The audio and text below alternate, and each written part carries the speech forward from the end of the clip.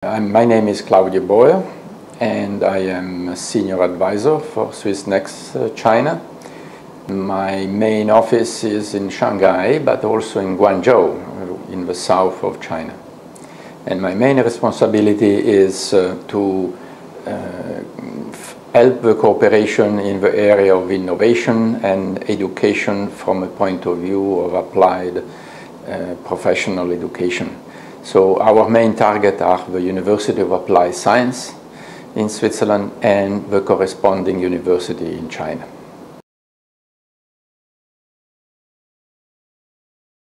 In 1991 was the first year that I came to China, and I came to Beijing, work with Tsinghua University, one of the best universities in China, and from that time, every year I was coming at least 4 to 5 times, and then I shifted from Beijing, where mainly was an academic kind of cooperation, to a more applied research, so coming down to the center of China, like Wuhan, a little bit Suzhou, and in the last 10 years I've been working in the south of China.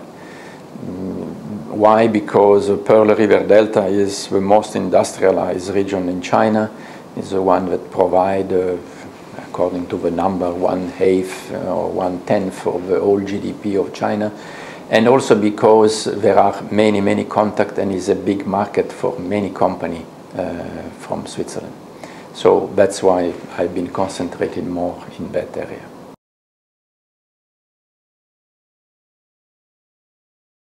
It's difficult to say how long it will take.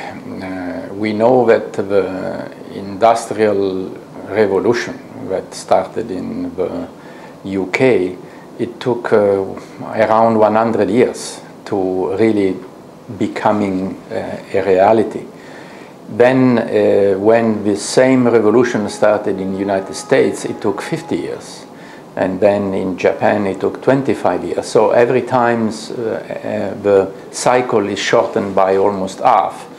And in China I think we can say that at least in the part where this revolution already took part, it's been certainly also short.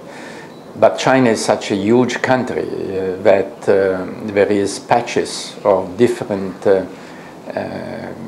way in which this industrial revolution took part. The industrial revolution in China has been like in other countries. First copy, then make, and then sell it. Now the things are, of course, is different. We want to make, or they want to make, made in China and not just made in China and I thought in China, innovated in China. And this takes a step that is much larger and bigger because it involves the education from the beginning until this education is applied in the industry. China has recognized that has made probably some basic mistake in the past, pushing much more for PhDs and high-level education, and now many of these students have difficulty to find a job in the new industrial China. So what they need is really an approach that includes also the professional education, but compared to Switzerland is a very different mentality. In Switzerland there is not really a difference between somebody that works in a profession and somebody that is a doctor or an engineer in a high-tech company. They are considered at the same level from a point of view of a cultural aspect, probably difference of course in terms of salary, but even not too much. In China instead there is still this myth of being very highly educated and just a profession that is not so important and therefore not so valuable.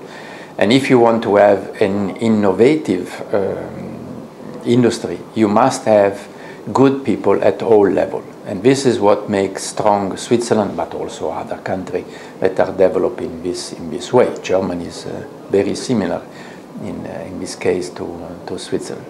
This is a completely different change in perception that China has to take. And I'm not too sure how long this will take in China because of a cultural difference. For example, in China, working for the government is very important. If you get a position in any government, whatever it is, federal or it is provincial, you reach a good position.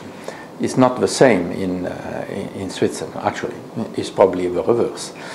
And this has to change. So this is a cultural change that it will not be so easy to be done.